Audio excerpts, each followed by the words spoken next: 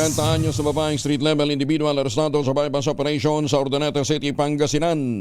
Detalye na balita mula kay Freddy Pajardo, Aris 38. Masantos siya kabasan at siya kamin sa ating mga kababayan dyan sa Pangasinan, Freddy.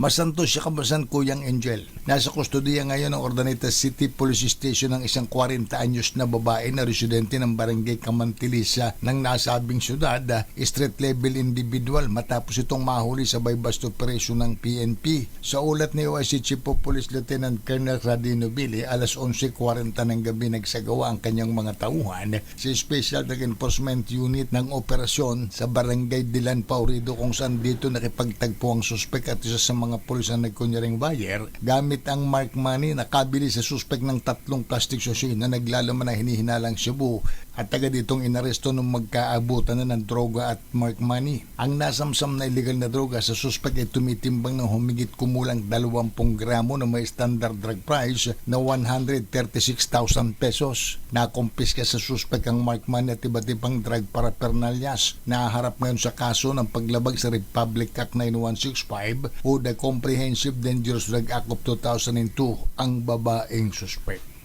Ito si Freddy Pajardo, Aris 38, nag-uulat para sa DCRH, una sa Pilipinas, una sa Pilipinas. Maraming salamat, Freddy.